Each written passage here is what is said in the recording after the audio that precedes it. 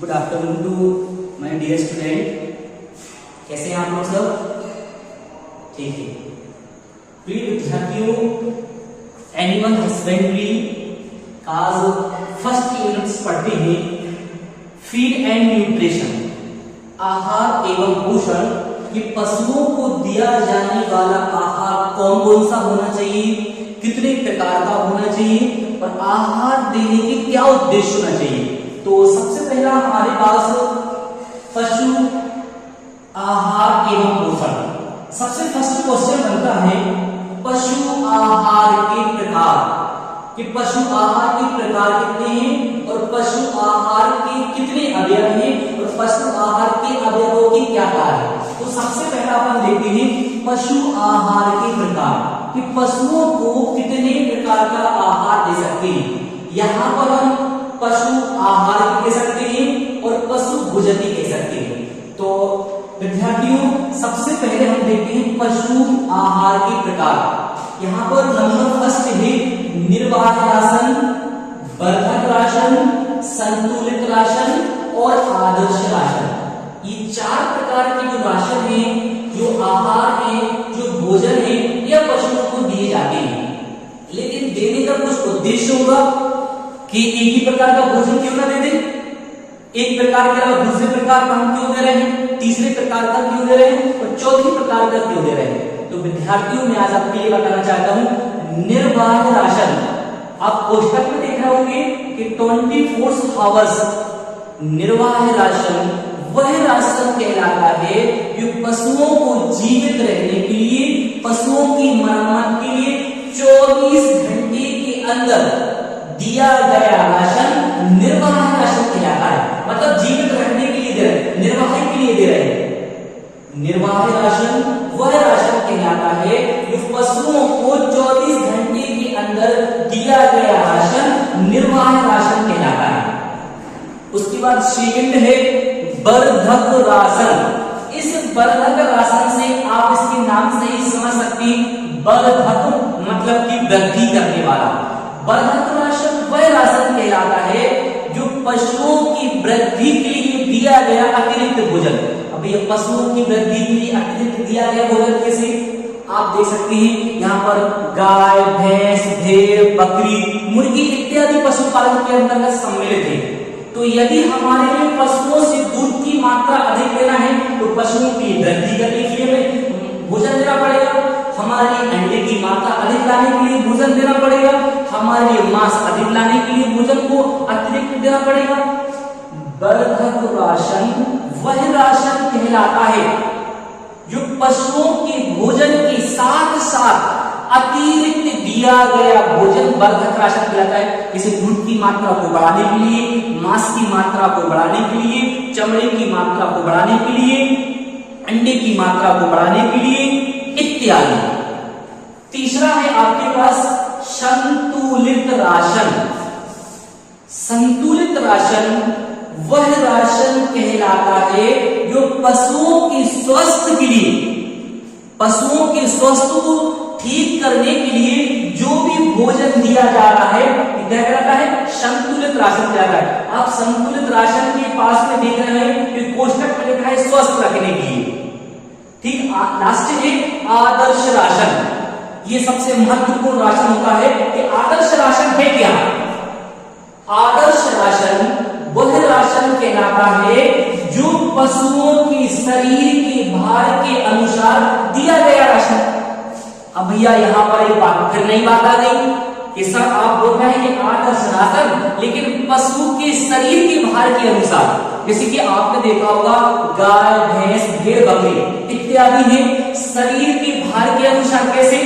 अच्छा, शरीर के भार के अनुसार यदि गाय है तो गाय की 100 किलोग्राम भार पर 1 किलोग्राम दाना दिया जाता है। भैंस के 100 किलोग्राम भार पर 1.5 ग्राम यहाँ पर राशन दिया जाता है। आदर्श राशन वह राशन कहलाता है जो पशुओं के शरीर के भार के अनुसार दिया गया राशन क्या कहलाता है, आदर्श राशन कहलाता है। तो हम आप लोग से समझ सकते हैं कि पशु आहार के प्रकार आपके लिए समझ में आए होंगे।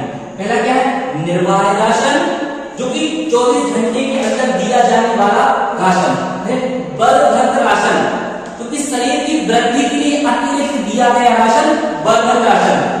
संतुलित राशन और आदर्श राशन। लेकिन यहाँ पर एक और बात निकल के सामने आती है, बलवर्धक राशन देने के उद्देश्य क्या है?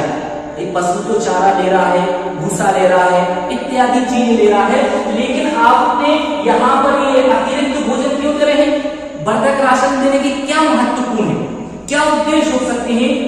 यहाँ पे छोटा सा स्ट्रक्चर आपके सामने बनाया हुआ है। First, second, third, fourth. First में है गाय, भैंस, भेड़, बकरी। अब आपने देखा होगा कि गाय, भैंस और बकरी के लिए यदि हम अतिरिक्त भोजन दे रहे हैं, अतिरिक्त न्यूट्रिशन दे रहे हैं, विटामिन दे रहे हैं, तो उसको देने का मुख्य उद्देश्य कि हमारे लिए यहाँ से क्या मिलना चाहिए? दुग्ध उत्पादन अधिक मिलना चाहिए। भाई मिलना चाहिए कि नहीं मिलना चाहिए, इसलिए हम देते हैं। सेकंड है बकरी, शूकर और मुर्गी। हमारे देश में, देश के अलावा ऐसे बहुत सारे कंट्रीज हैं जहां पर मांस का उत्पादन अधिक होता है। तो यहाँ पर है बकरी, शूकर और मुर्गी को यहाँ पर इसलिए अतिरिक्त भोजन दिया जाता है और वर्धक भोजन दिया जाता है ताकि मांस और अंडे की प्राप्ति हो सके। थर्ड है बैल, भैंसा और खच्चर।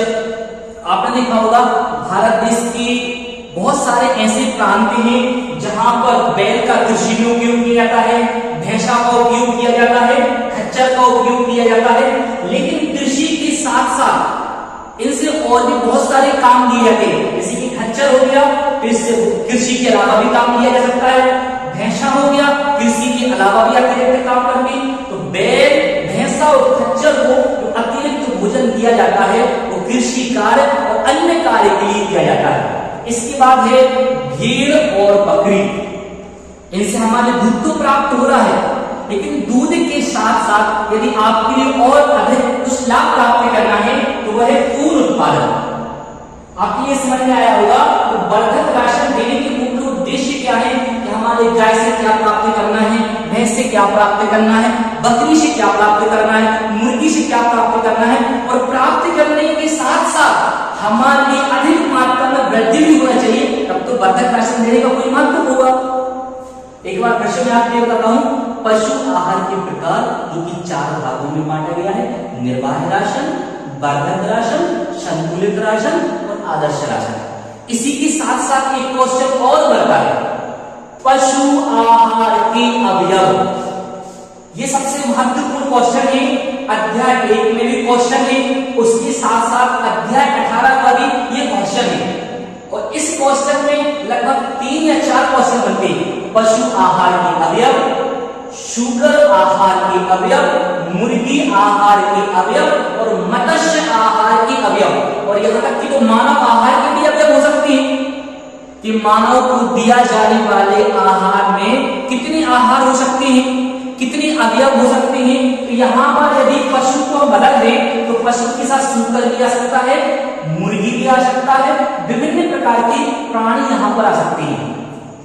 अवयव का मतलब हो रहा है कि जीवित रहने के लिए आप कितने अवयवों का इस्तेमाल करेंगे।